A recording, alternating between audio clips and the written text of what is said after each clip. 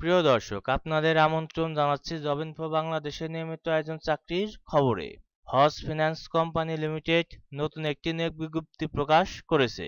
পদের নাম assistant officer. পদের সংখ্যা অনির্দিষ্ট। শিক্ষাগত যোগ্যতা যে কোনো বিষয়ে অনার্স অথবা মাস্টার্স ডিগ্রি থাকতে হবে। বয়স সর্বোচ্চ 30 বছর, তবে প্রাসঙ্গিক অভিজ্ঞতা সম্পন্ন প্রার্থীদের ক্ষেত্রে এটি শিথিল করা হতে পারে।